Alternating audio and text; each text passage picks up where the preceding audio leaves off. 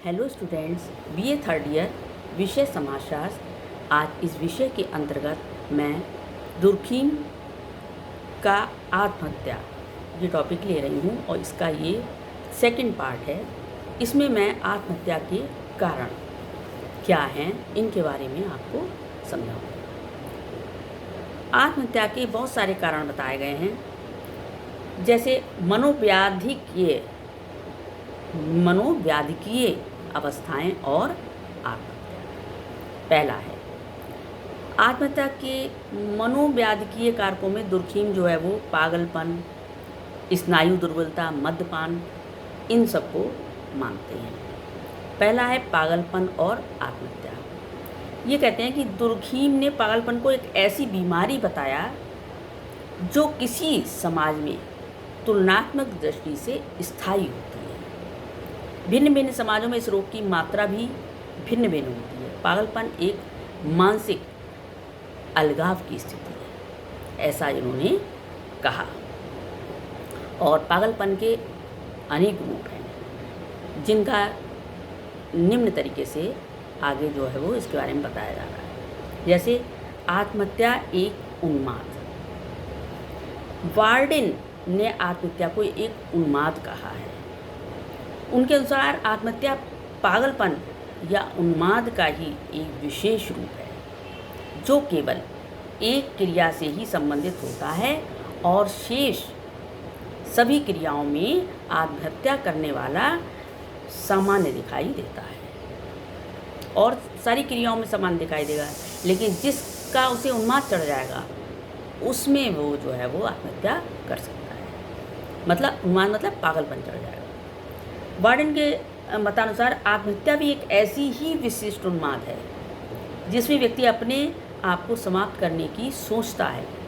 इस प्रकार एक विषयोन्माद एक प्रबल संवेग है जो इतना तीव्र और गंभीर होता है कि व्यक्ति किन्हीं विशेष क्षणों में इनके अधीन होकर क्रिया कर बैठता है। इसी तरीके से इसी में है दूसरा उन्माद के परिणाम के रूप में आत्महत्या। इस सिद्धांत के अनुसार आत्महत्या उन्माद का परिणाम है।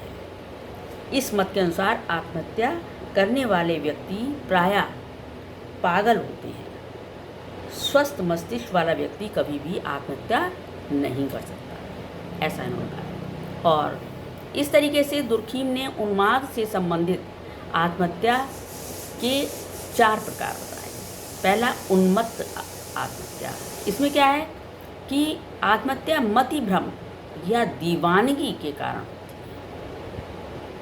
मतलब उन्मत्त होकर के आत्महत्या करता है। रोगी किसी काल्पनिक भय, संकट या अपना अपमान से बचने के लिए आत्महत्या कर बैठता है।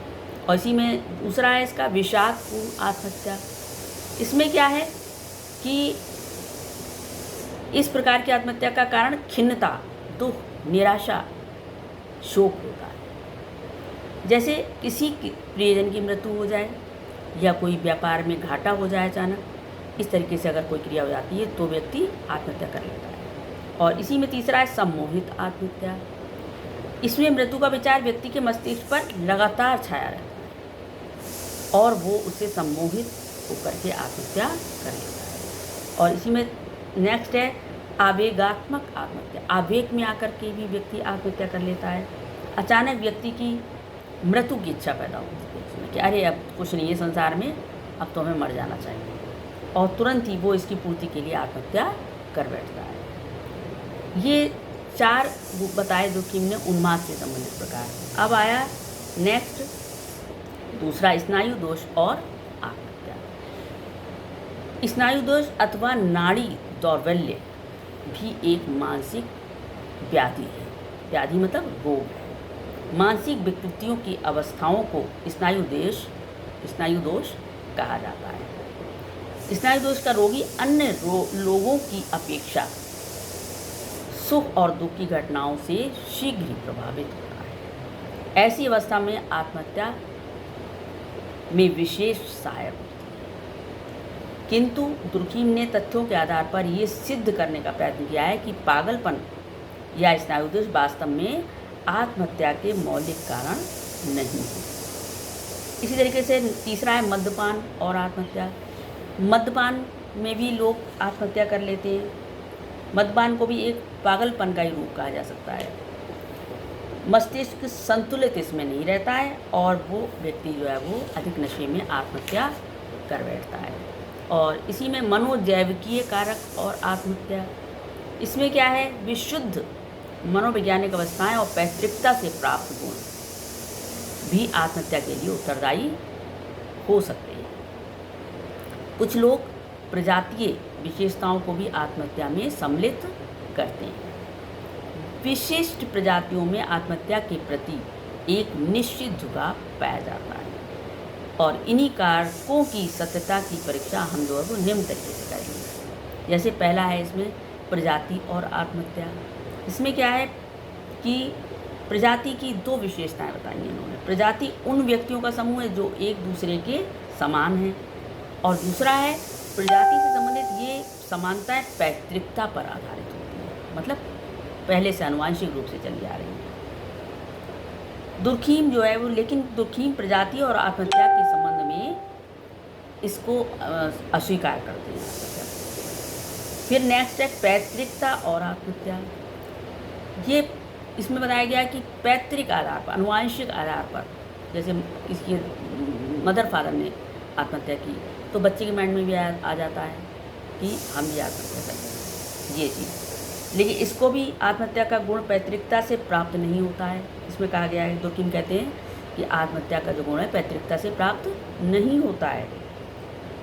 मानसिक या स्नायु दुर्बलता का हस्तांतरण होता है जो आत्महत्या के लिए प्रेरित कर सकता है।